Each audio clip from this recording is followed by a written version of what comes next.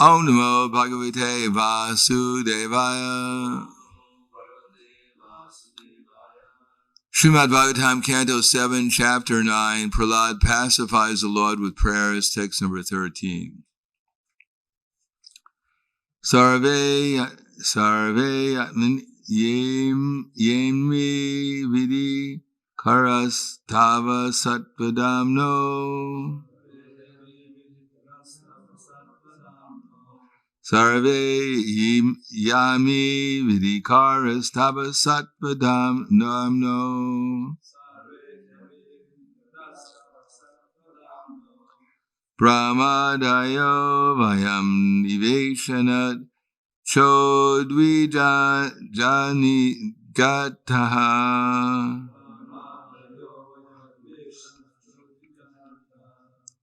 Shemaya bhutaya Utatma Sukhaya Chasya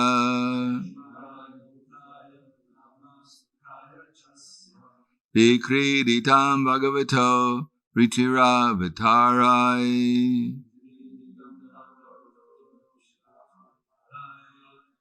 Sarve Yami Vidikaras Tava Satvadamno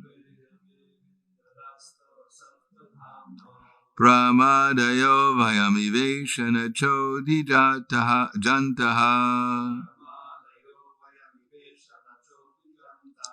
Shemaya Bhutaya Utatma Sukhaya Chasya Vikriditam Bhagavato Richara Vitarai.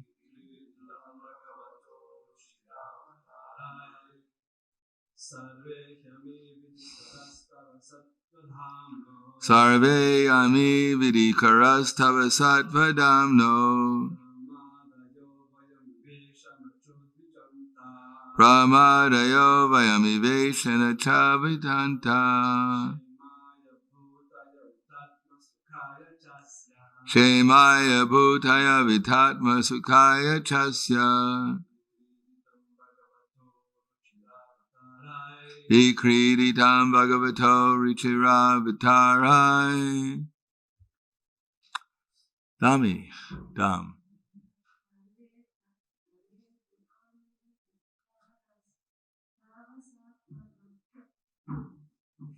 Good enough.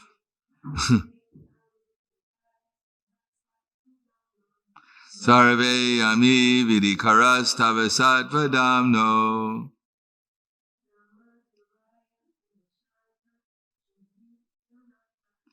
Brahmadayo Vayami Veshana Chavitatmaha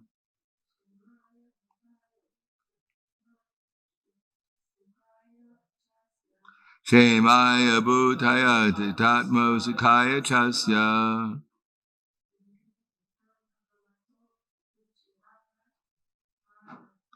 Vikriditam Bhagavato Richira Vitarai.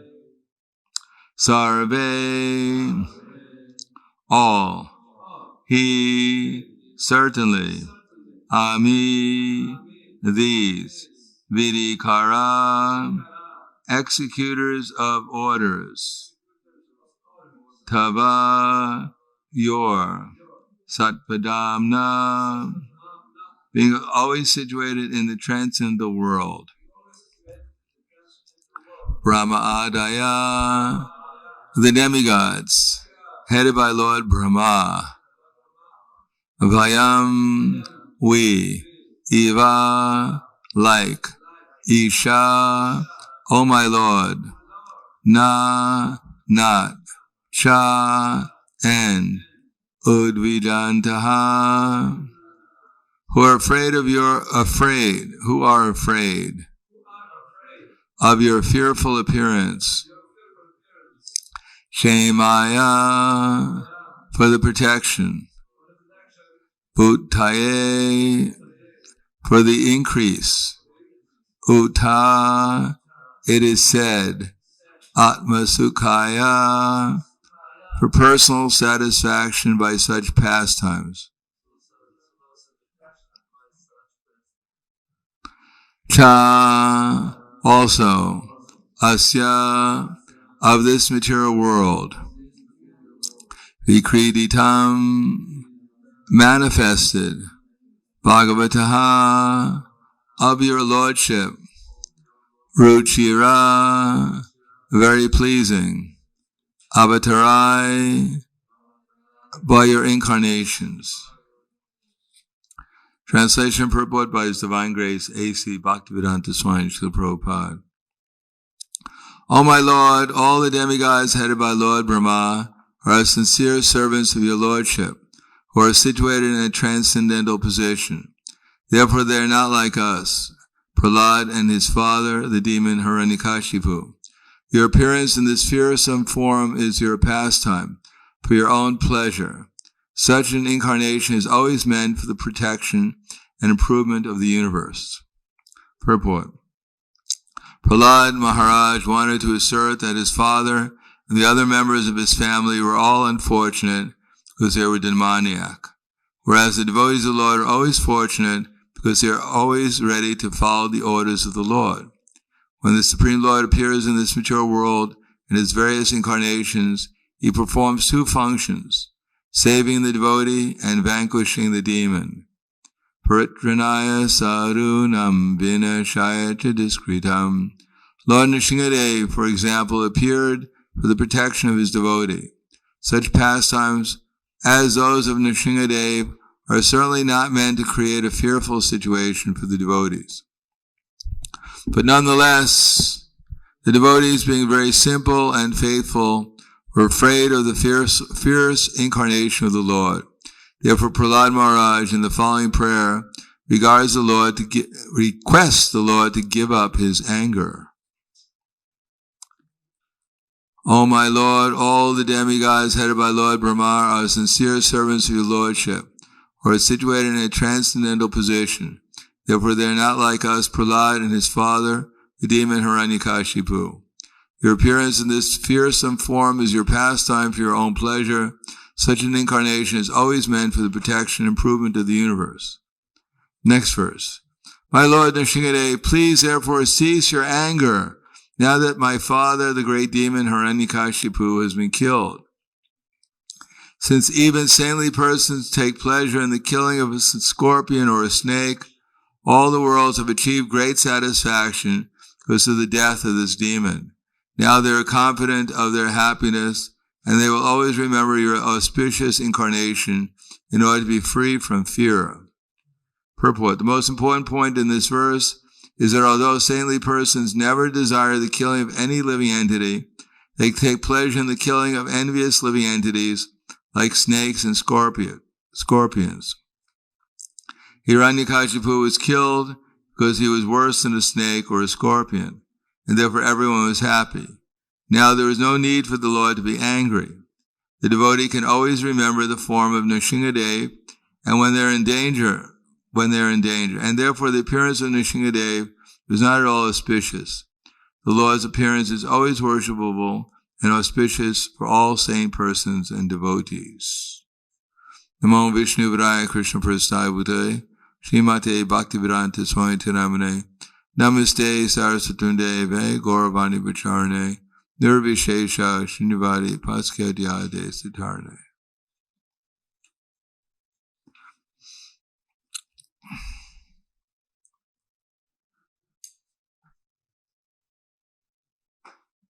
First, we need knowledge, as we've heard before. We need to understand what is the background, what is actually going on here in the material world. That's called knowledge. Then we have to see things in the proper perspective. Without knowledge, we have nothing to work on to see through the eyes of Krishna, or through the eyes of Scripture. Kshetram kshetragya jnanam antara jnana chakshusha uta prakriti moksham cha ye vidu yanti te param. Those who can see with the eyes of knowledge the difference between the body and the knower of the body, who can understand the process of liberation, attains to the supreme destination. So, jnana chakshush, we have to see with the eyes of knowledge. But first we need knowledge. And therefore, Anartho pasamam sakshat bhakti yoga radhokshate lokasya janato vidvam sattva chakritas chakre sattvitam samita sattvitam. That anartha pasamam sakshat, due to our anarthas, we don't see things properly.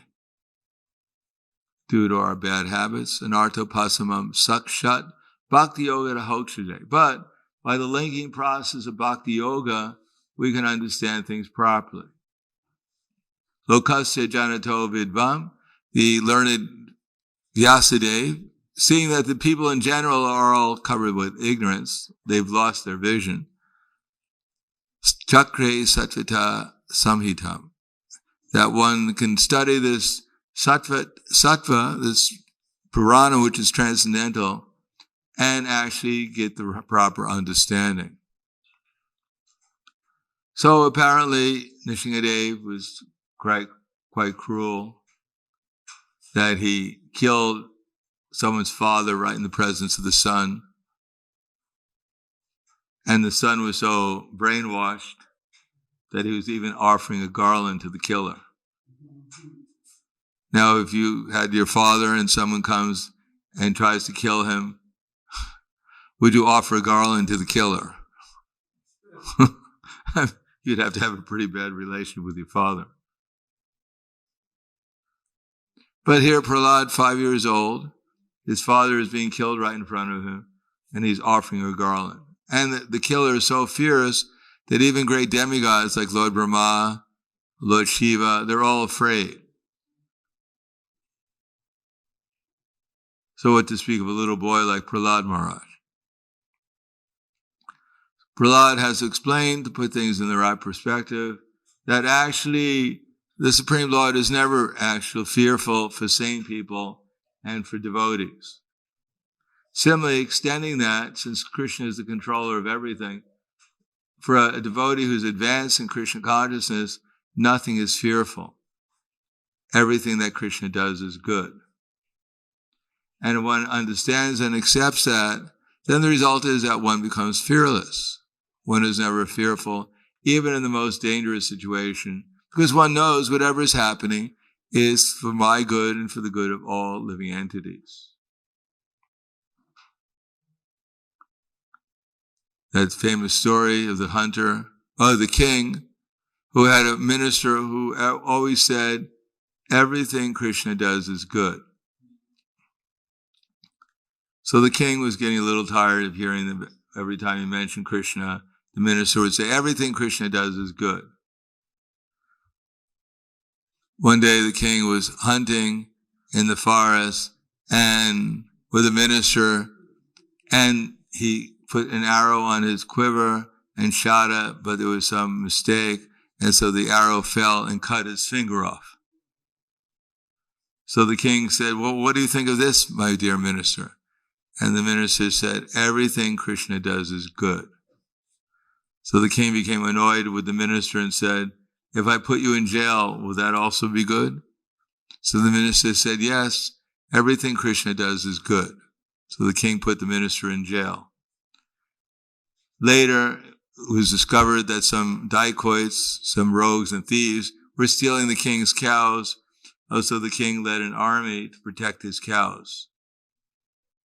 Unfortunately, the king got lost in the chase, and he was captured by the dacoits, by the rogues and thieves, taken to their hideout in order to become a sacrifice to the goddess Durga.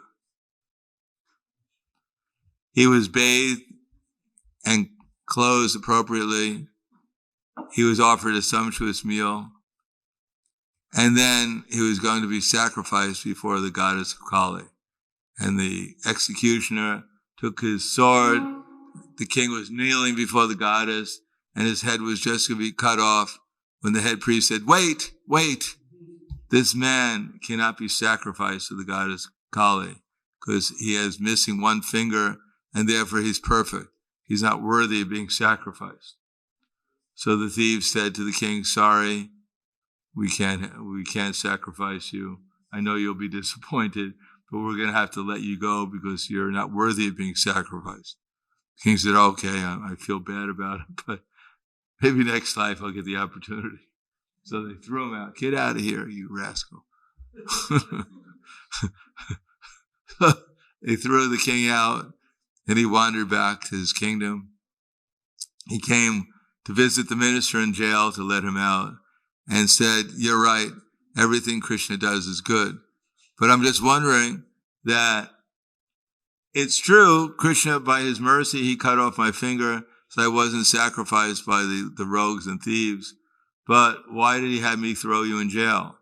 So the minister said, if I wasn't in jail, I would have accompanied you on the chase, and probably I would have been with you when the dacoits captured you.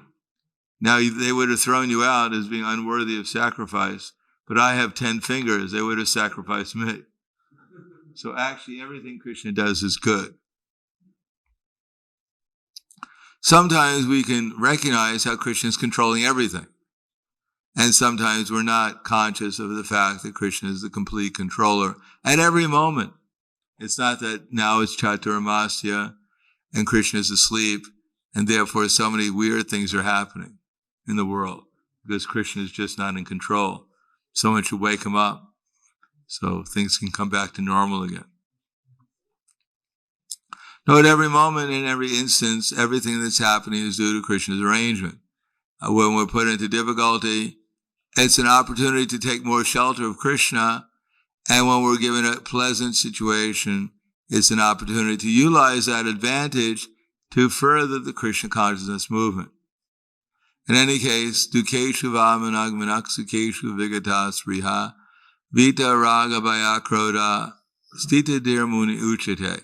One who is not disturbed in the spite of the threefold miseries, who is not elated when there is happiness, and is freed from attachment and anger, fear and anger, is known as a sage of steady intelligence or steady mind.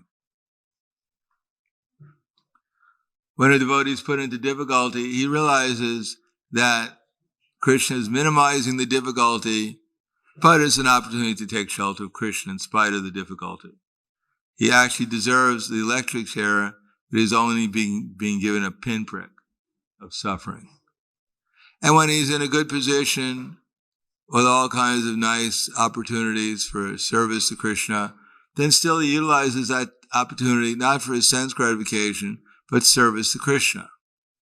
In any case, whether it's difficulty or seemingly comfort or opportunities, the devotee is always determined in his efforts to serve Krishna equally. And before that, Arjuna was asking Krishna, how do you know if a person's self-realized? Does he have a big beard, long hair? Does he twirl a flower in his hand when he speaks? Arjuna is asking, Sita pragyasya kabasha samadhi stasya keshava stitadi kim apavsheta kimasheta vrjeta kim. Try that again. Arjuna vacha stita pragyasya chabasa samadhi stasya keshava stitadi kim abhasheta stitadi muni uchita. No, that's not right. Arjuna, I got it wrong, even worse that time. Arjuna vacha stita pragyasya kabasha samadhi stasya keshava stitadi kim abhasheta. Yeah, that's right. Abhasheta kim asita brajeta kim. Abhaseta means has to do with language.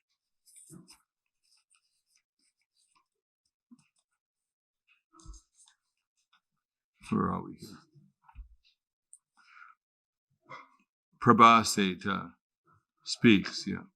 Siddhiti kim prabhaseta kim asita brajeta kim. What is the symptom of his person who's self-realized? How does he speak? How does he walk? How does he talk? And what is his language? So Krishna doesn't say, well, he's 6 feet 5 feet, he's 2.5 meters high and he speaks Sanskrit and he walks in the air sometimes. No, Krishna's answer was, Sri Bhagavan Vacha Prajahati Yada Kaman Saram Parthamano Gatan Admani vatmana stita pragyasya tochate. One who's not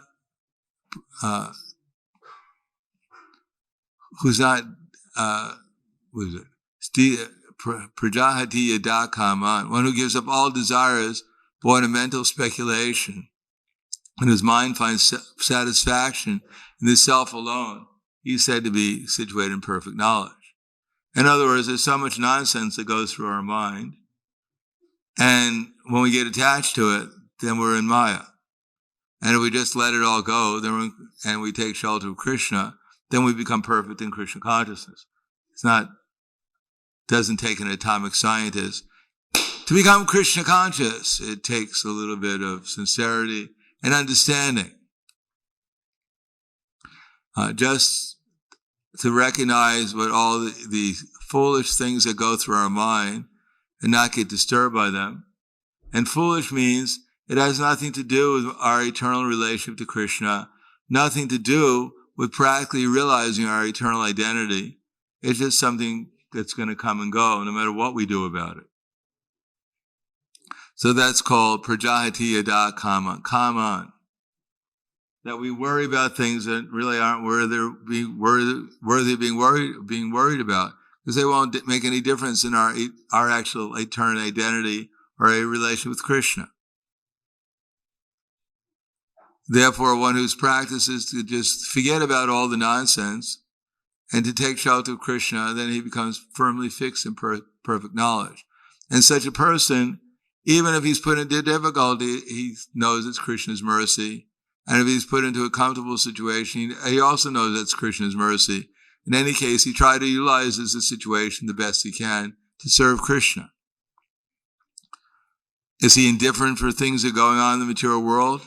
Yes. Yak sarvatma vestehas tat prapyu shubha shubham vina dvesti na dvesti tasya pragya patishtita. One who's not disturbed by the good that is obtained, or elated, one who's not elated when the good or disturbed by the evil, he's said to be firmly fixed in perfect knowledge. In other words, in the material world, there's so many good things that go on, supposedly, and there's so many evil things that go on also. But one who's not disturbed by these things, he's said to be firmly fixed in perfect knowledge. So what does he do when things are going not the way they should be going? How does he act? Yada samaharite chayam karmanganiva sarvashaha indriyarandiyarate bihas tasya pragya pratishita. One who withdraws his senses within himself, just like the tortoise draws his senses within the shell, is said to be firmly fixed in perfect knowledge. So when the senses don't require engagement, he doesn't utilize them. And when they require engagement, then he utilizes them for Krishna's service.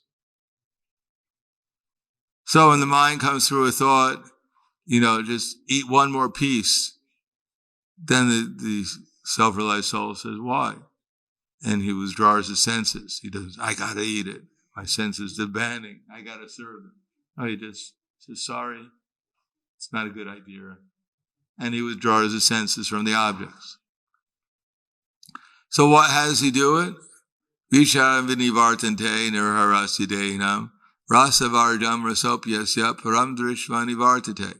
The embodied soul may be restricted from sense enjoyment, though the taste for sense objects remains, but ceasing such engagements by experiencing a higher taste, he becomes fixed in consciousness. In other words, if we give up this desire to do unnecessary things due to a higher taste, then we'll be fixed in consciousness. So our main business is to cultivate Krishna consciousness. But then when we see that I'm being distracted by unnecessary things, then we should try to give them up also. As we're trying to cultivate Krishna consciousness, we should try to find out what Krishna wants us to do. In other words, while we're doing our duty, we should have a full sense of Krishna consciousness. So generally speaking, we start with our duty to find out what's to be done and what's not to be done, and we do what's supposed to be done. And then at the same time, we try to cultivate a full sense of Krishna consciousness while we're doing the right thing that Krishna wants us to do. Then as Krishna becomes merciful and we fix our consciousness upon him, then we get a higher taste, and unnecessary things that were attracting us become seen as completely unnecessary, and then we're no longer attracted to them. Yato yapi kondiya purushasya vipaschita indriyani haranti prabhasamanak. The senses are so strong, Arjuna, that they bewilder the mind even of a man of intelligence who's endeavoring to control them. I think that's the right translation, is it? So, we may think ourselves to be very bright, very intelligent, very learned, very experienced, but if we're attracted by the objects of the senses, then we become fool number one. Doesn't matter how learned we're told.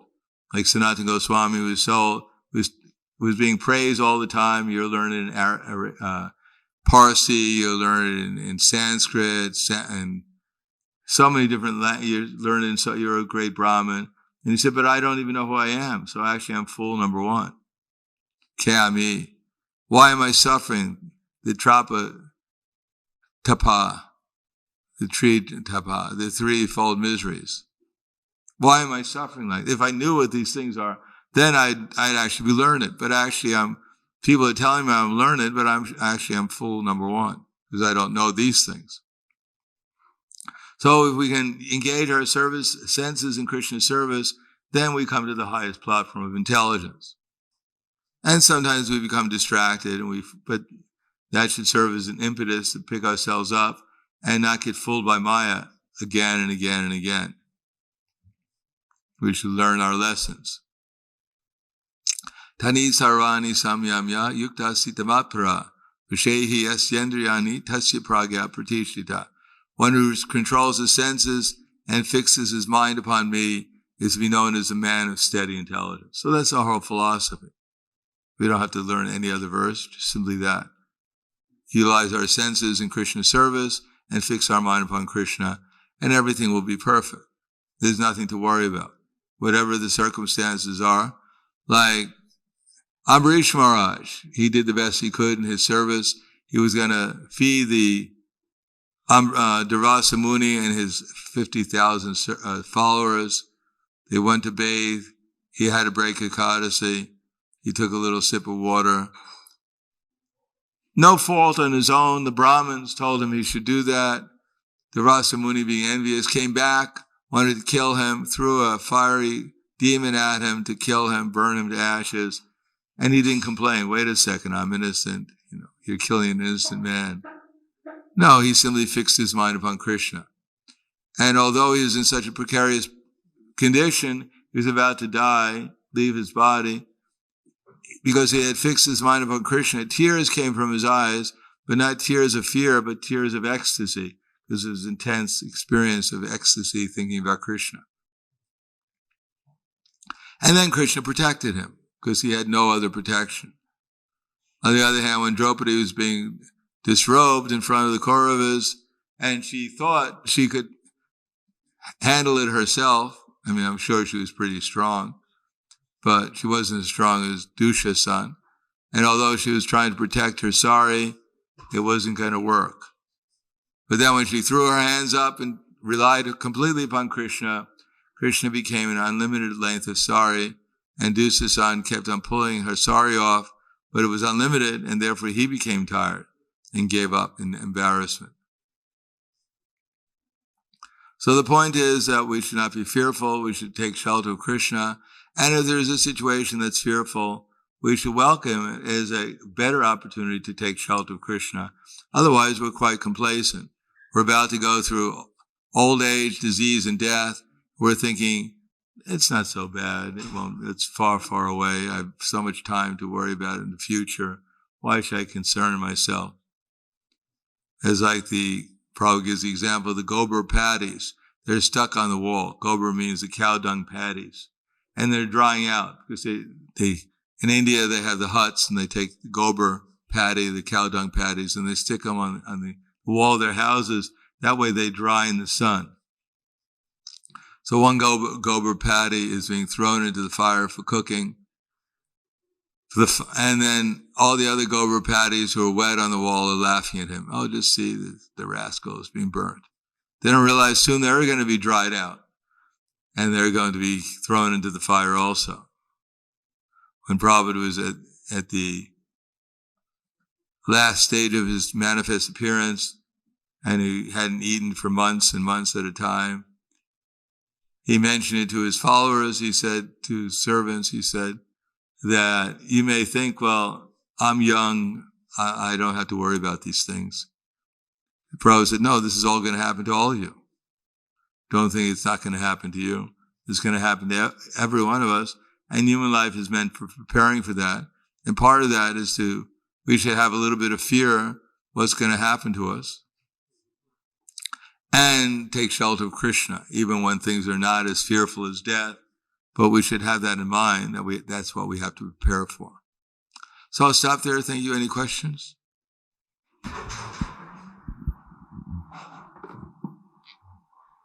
Yes. Hare Krishna Maharaj. This verse that we read about the scorpion, I think I remember from the Lilamrita that Prabhupada was at one point had some doubt and he was inspired by this verse, I think, regarding... Well, in the Math, Bhaktisiddhanta Saraswati Prabhupada was told that there was snakes. So Bhaktisiddhanta Saraswati Prabhupada said, kill the snake. So Prabhupada was surprised that a great saintly person like Srila Bhaktisiddhanta Saraswati Prabhupada is ordering some living entity to be killed. And then he read this verse and he realized that actually this even saintly persons, scorpions and snakes, they advise that they be killed because they're envious creatures. They can attack without any provocation or reason.